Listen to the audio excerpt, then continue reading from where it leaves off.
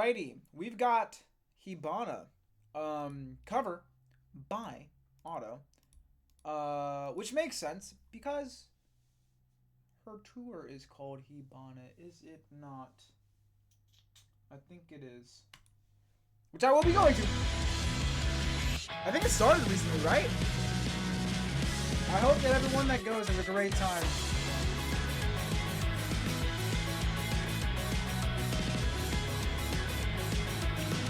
I'm kind of surprised she's just now covering this. I feel like this is a song she would have covered before.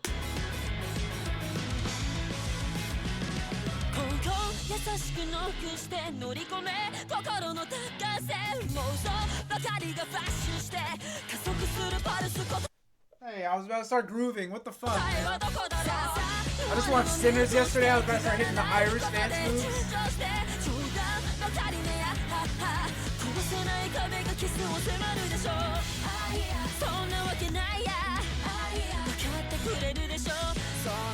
Oh, I don't want to get spoiled the set list, but I am interested.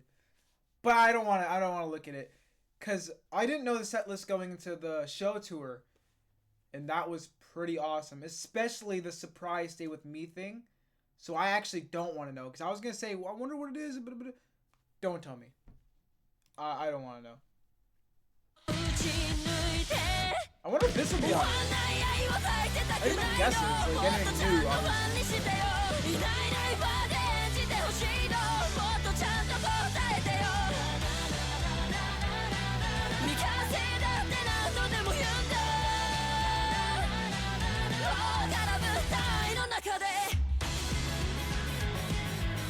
You say this about the original art as well, but the eyes, like I sometimes I see artists and the way they use colors and just how they draw things, and I like you see, I see people draw sometimes, and I'm like, I understand how they reached there, kind of, you know, they drew a thing and they did, and then sometimes I see shit and I'm like, how the fuck do you even, how, like how?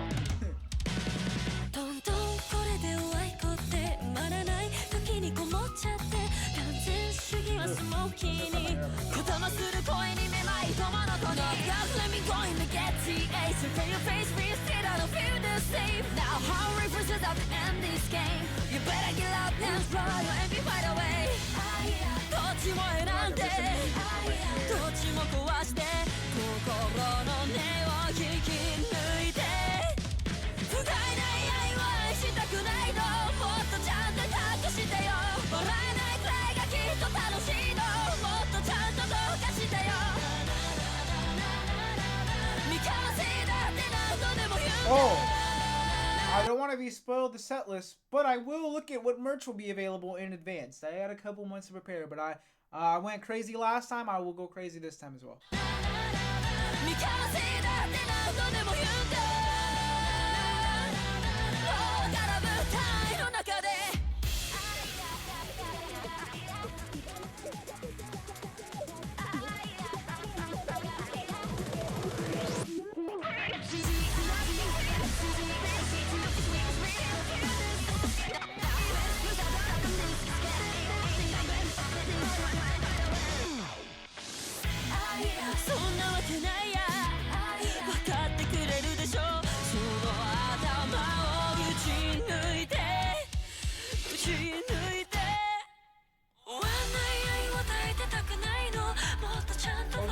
I was trying to confirm something because I knew Deco worked on Odo, but I also remembered the producers being like, you know, Giga and shit, and Teddy Lloyd. But it's Deco did lyrics, I think, on this. Now the thing's getting mad at me for using ad blockers, so I can't even see it. Have they worked on anything else together besides that? Her and Deco? Because I was listening to this, and I'm like, damn, I really like. What an odd crossover. I feel like they haven't done much before. Which is crazy. Just because I feel like they... I don't know. I feel like they should cross paths more, but... Hey, man. That just leaves room for potential. Because of how many sounds she's already done, how many bangers she's already made, and we got potential for another crazy producer collab. Because, like, listen how good this is. How seamless this is. I know it's a legendary song that she's covering. Or at least, well, legendary in my eyes, but... We can make a legendary song and her and Deco team up, I'm sure. And I'm sure because Deco's another one of those producers that I feel like can definitely make some fucking crazy shit happen. Like I get that they have a very specific sound for their Vocaloid stuff right now, but I feel like the non-Vocaloid stuff can go in a very different direction. I don't know. I'm not one to flack on Deca's Vocaloid stuff though. Y'all know I meat ride the man. I don't care what anybody says. That's still my go. I'm still go. I'm still going to defend him. I love this new sound. But I also understand why people prefer the old sound. Because the old sound is pure, heartfelt,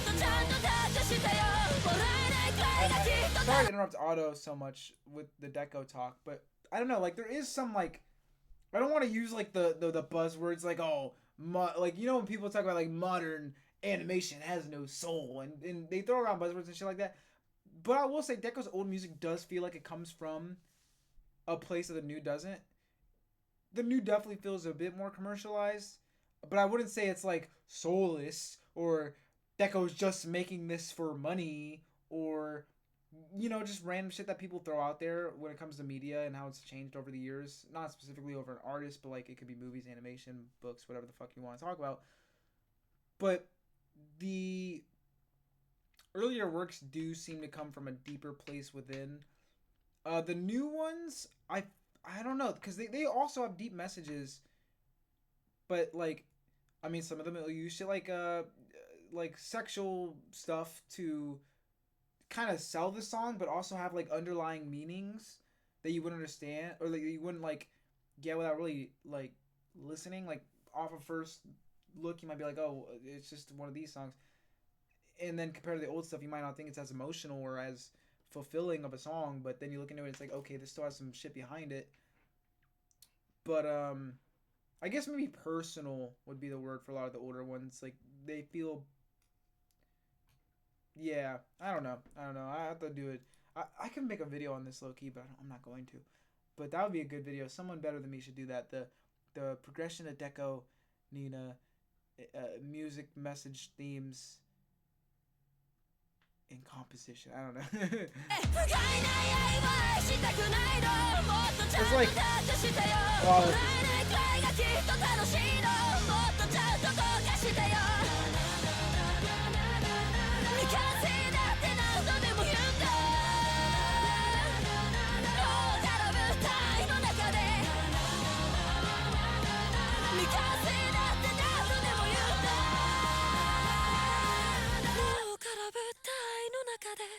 oh, I love how she did it at the end.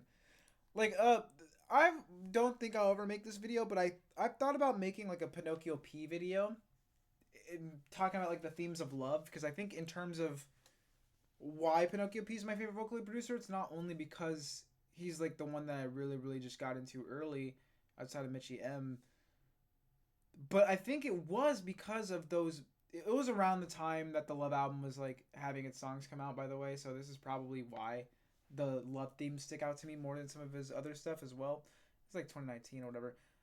But the way that his songs are, you know, electronic, jumpy, whatever, but they still have really wild interpretations of love, twisted interpretations of love.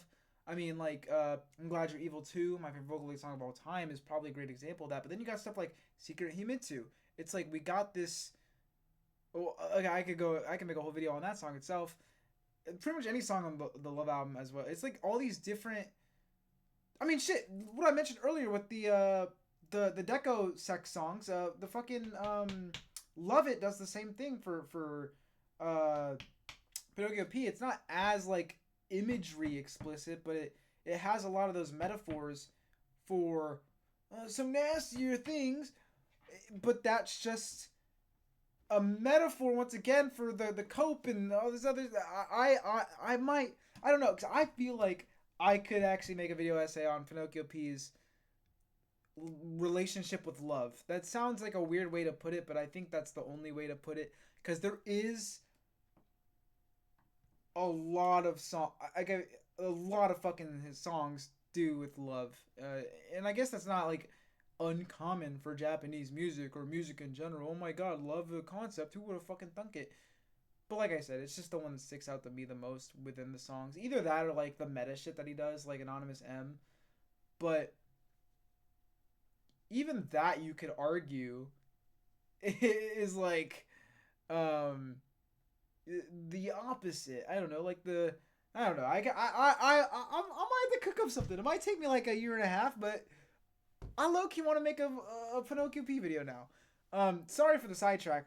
Auto Hibana. I know I didn't comment much on the song itself, but like I always tell you guys, I'm kind of bad at reviewing covers because it's always just like, yeah, they sang this good, unless they do something like wildly different. But like I mentioned, it just makes me really want a Deco and Auto collab, where Deco does like the main compositions and stuff. Because yeah, no, I think there's a lot of potential there.